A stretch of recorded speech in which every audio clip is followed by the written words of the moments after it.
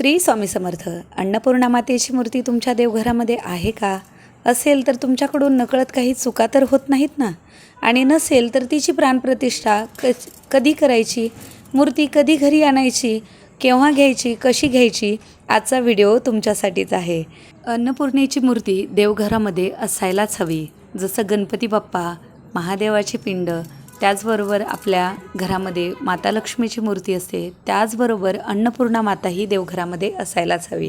अन्नपूर्णा माता कधी आणावी तर कोणत्याही शुक्ल पक्षातल्या शुक्रवारी किंवा पौर्णिमेला किंवा गुरुपुष्यामृत योगावरती तुम्ही अन्नपूर्णा मातेची मूर्ती घरामध्ये घेऊन प्राणप्रतिष्ठा करू शकता. आता प्राणप्रतिष्ठा करताना काय करायचं, मी एक तामण घेतलेलं आहे, त्याच्यामध्ये काय केलं, आधी अक्षत टाकले आणि त्याच्यावरती आपल्याला मूर्ती ठेवायची आहे. आदल्या दिवशी जेव्हा आपण मूर्ती घरामध्ये घेऊन येतो ती आपल्याला धान्यामध्ये भरून ठेवायची आहे आणि दुसऱ्या दिवशी ही पूजा करायची. आता ही पूजा करताना सगळ्यात आधी आपण पाण्याने देवीचा अभिषेक करायचा आहे. अन्नपूर्णा मातेचं स्तोत्र जे आहे ते जर येत असेल तर ते म्हणा, नसेल येत तर एक मंत्र सांगणार आहे, तो पण तुम्ही म्हणू शकता. आता पाण्याने साधा अभिषेक करायचा. त्याच्यानंतर आपल्याकडे पंचामृत असेल तर त्यानेही करू शकता किंवा दुधाने अभिषेक करायचा आहे. दुधाने अभिषेक करताना आपण श्रीसूक्त घेऊ शकतो किंवा पुरुष सूक्त, एकदा किंवा माता लक्ष्मीचा, पार्वती मातेचा कोणताही मंत्र येत असेल तर तो म्हणायचा आहे. आता हा अभिषेक करताना आपल्या मुखातून देवीचं नामस्मरण करायचं आहे आणि हा मंत्र म्हणत, देवीचं मंत्र म्हणत आपल्याला अभिषेक करून घ्यायचा आहे. आता दुधाने अभिषेक झाल्याच्या नंतर मी हळदीने अभिषेक करून घेणार आहे. हळदीनं अभिषेक करायचा, त्याच्यानंतर कुंकवाने अभिषेक करायचा आहे. देवीची मूर्ती घरामध्ये आणताना एक गोष्ट लक्षात ठेवायची आहे की मूर्ती खूप मोठी नसावी. आपल्या तळहातामध्ये मावेल एवढेच मूर्तीची साईज देवघरामध्ये आपण प्राणप्रतिष्ठित करू शकतो किंवा देवघरामध्ये पूजनासाठी ठेवू शकतो. दक्षिणावर्ती शंखाने आपण अभिषेक केलेला अतिउत्तम असतो. दक्षिणावर्ती शंख जर नसेल तर नक्की घरामध्ये आणा, देवघरामध्ये त्याची प्राणप्रतिष्ठा करा. घरामध्ये अन्नधान्य बरकत असावी, अन्नधान्याची कमतरता पडू नये म्हणून आपण अन्नपूर्णा मातेची पूजा करायची आहे. अन्नपूर्णा माता ही साक्षात पार्वती मातेचं रूप आहे. त्यामुळे ती देवघरामध्ये कुठे ठेवायची तर महादेवाची पिंड आपण ज्या दिशेला ठेवतो त्याच्याजवळच आपल्याला अन्नपूर्णा मातेची मूर्ती ही देवघरामध्ये ठेवायची आहे. आता पाण्याने अभिषेक करून घेतल्याच्या नंतर मी तिला स्वच्छ कपड्याने पुसून घेणार आहे. मूर्ती थोडी चोळून घ्यायची आणि नंतर स्वच्छ कपड्यानं, सुती कपड्यानं पुसून घ्यायचं आणि नंतर ती कशी ठेवायची हे खूप महत्त्वाचं आहे बरं का.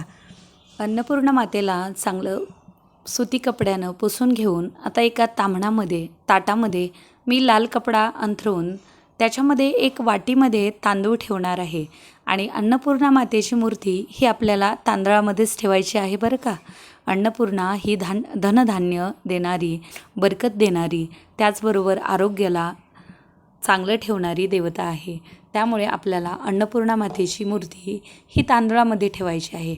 मी एक 5 रुपयाचा कॉईन ठेवलेला आहे तांदळामध्ये भरून आणि त्याच्यावरती मूर्ती ठेवणार आहे. अशा पद्धतीनं तुमच्याकडे तांदळाची वाटी भरून ठेवली तरी चालेल, पण एक गोष्ट लक्षात ठेवायची की अन्नपूर्णा मातेची मूर्ती ही तांदळातच भरून ठेवायची आहे बरं का. अन्नपूर्णा मातेचा यथाशक्ती शृंगार करून घ्यायचा आहे.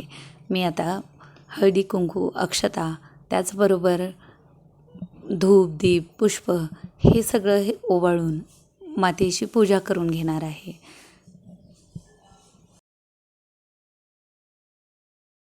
देही सौभाग्य आरोग्य देही देवी परम सुखम रूपम देही जयम देही यशो देही दिशो जही सर्वमंगल मांगल्ये शिवे सर्वार्थ साधिके शरण्ये त्र्यंबके गौरी नारायणी नमोस्तुते सर्वांबाधा प्रशमन त्रैलोक्यस्याखिलेश्वरी एवमैत्वया कार्यम अस्मत् व्याधी विनाशनम.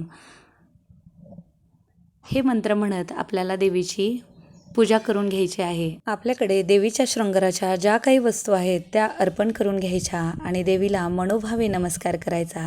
त्याच्यानंतर आपल्याला एक तांदूळ वरतून टाकताना एक मंत्र म्हणायचा आहे. तो कोणता आहे मंत्र तर तो सांगत आहे, अन्नपूर्णे सदापूर्णे शंकर प्राणवल्लभे ज्ञानवैराग्य मे देही भिक्षाम देही च पार्वती. हा मंत्र म्हणायचा आहे किंवा अन्नपूर्णा मातेचं स्तोत्र येत असेल तर ते म्हणायचं आहे. मातेच्या हातामध्ये जी पळी आहे त्याच्यामध्ये पण आपल्याला तांदूळ भरून ठेवायचे आहेत. मंत्र पुन्हा एकदा म्हणते, अन्नपूर्णे सदापूर्णे शंकर प्राणवल्लभे ज्ञानवैराग्य मे देही भिक्षाम देही च पार्वती. हा मंत्र आपल्याला सतत म्हणायचा आहे देवीची पूजा करत असताना. आता मी इथं फुलं अर्पण करून घेत आहे.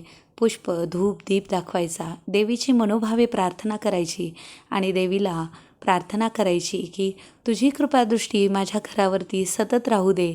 अन्नधान्याची कमी कधीही पडू देऊ नकोस.